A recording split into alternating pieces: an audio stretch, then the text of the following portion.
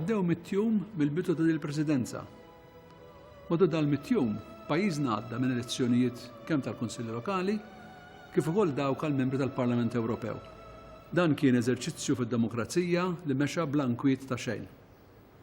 Matul dan il-jiem ukoll jien iltqajt ma' bosta nies li jvarjaw mill-Prim Ministru u l-Kap tal-Oppożizzjoni, rappreżentanti ta' entitajiet pubbliċi u privati, għaqdiet mhux governattivi, kif ukoll ma' individwi li sfortunatament għaddej minn sitwazzjonijiet diffiċli minħabba mart jew diffikultajiet oħra. Jibqgħet impressjonat bl-ammont ta' żgħażagħ iddedikati għal volontarjat li għandna f'pajjiżna. L-ammont ta' anzjani li baqgħu attivi waqt li qed jagħtu kontribuzzjiwi lis-soċjetà u anki bin-numru ta' inizjattivi li qed isiru minn individwi u entitajiet vari biex jgħinu lil min huwa fil-bżonn. Il-ħajja mimlija sfidi. Min huwa vulnerabbli iħoss li għandu pis ikbar xi ġor. Il-ħidma li qed issir minn entitajiet bħal Caritas u l-Oasi ma' persuni bi problemi ta' droga hija imprezzabbli, speċjalment fl-ambitu tal-abuż mid-droga u dak tas-saħħa mentali. Ħadd m'għandu jiġi ttimbrat la min huwa dipendenti fuq id-droga u lanqas min ibati minn problemi ta' saħħa mentali. Kull bniedem għandu d-dinjità tiegħu u jrid jingħatalu kull rispett u għajnuna.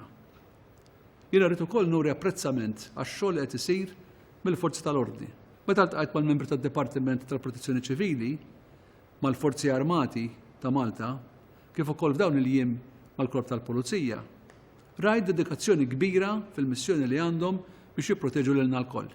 Huma jwettqu bost operazzjonijiet biex isalvaw il-ħajjiet tan-nies u huma u l-familjari tagħhom jagħmlu sagrifiċċji kbar, speċjalment meta jintalbu jassistu f'każi umanitarji mal-immigranti u anke f'każi ta' inċidenti varji. Malta qed tisħaq fuq il-qsim tal-pis tal-immigrazzjoni bil-pajjiżi tal-Unjoni Ewropea. Iżda kif nafu l-immigrazzjoni kienet għada u se tibqa' fuq l-aġenda nazzjonali minħabba li l-gwerer u l-faqar f'pajjiżi oħra qed jisfurzaw lill-eluf ta' nies ifittxu ħajja ħjar il-bogħod minn art welidhom. Filwaqt li diversi entitajiet bħall-Kummissjoni Immigranti qed jipprovdu servizz lill-immigranti, jeħtieġ titqajjem iktar kuxenza dwar l-integrazzjoni u l-aċċettazzjoni fil-konfront ta' kulturi, reliġjonijiet u razziz differenti. Fid-diskors tal-ħatra tiegħi enfasizzajt fuq prinċipju ieħor importanti, l-għaqda nazzjonali. Jeħtieġ nirrispettaw iktar lil xulxin, sew fl-ambitu politiku kif ukoll fil-ħajja ta' kuljum. U rridu nuru rispett lejn il-sin tagħna, l-ambjent, l-istorja u l-kultura tagħna. Rridu nuru rispett ukoll lejn il-Kostituzzjoni tagħna. Fil-fatt, fil-ġimgħat li għaddew, komplet tippresjedi l-Kumitat tar-Riforma Kostituzzjonali. Qiegħed nimpenja ruħi li dal-proċess tkompla bil-galbu meħtieġ.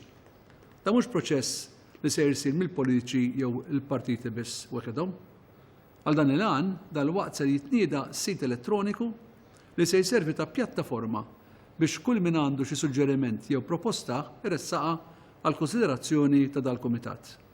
Dan qed isir bħala parti mill-proċess ta' konsultazzjoni pubblika li se jdum għal perjodu ta' madwar 3 xhur. Id-dialogu u l-edukazzjoni huma ċċavetta għall-istabilità u l-paċi.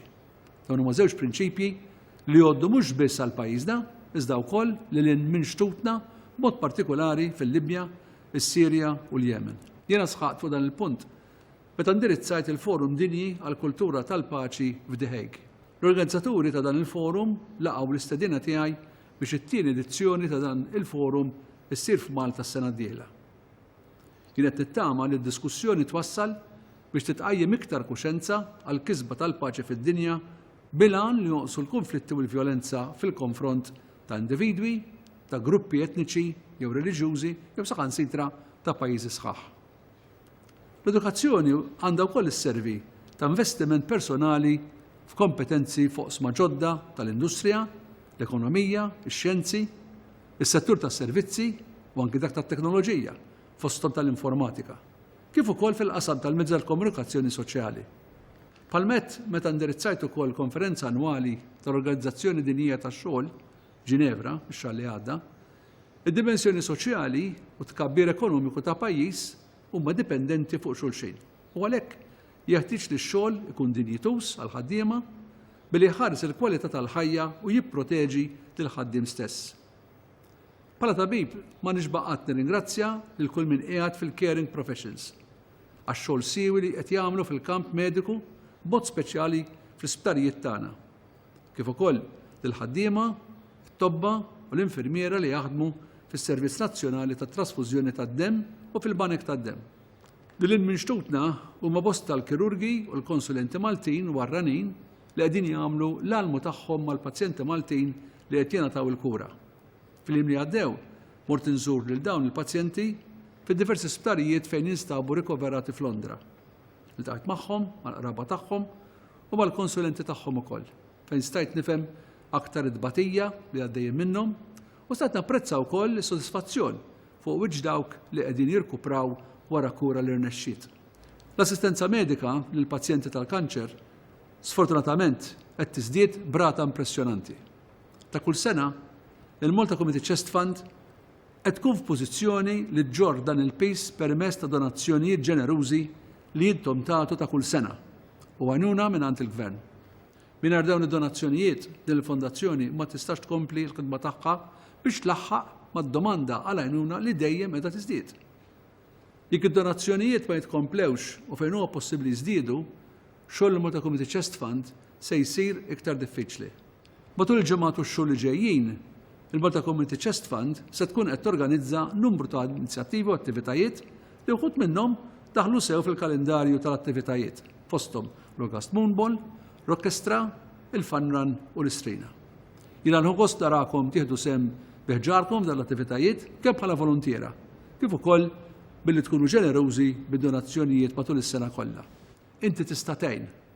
Il-Malta Community Chest Fund Foundation għandha bżonnok. Ir-ritmu tax-xogħol f'dawn il-100 jum ma waqafx.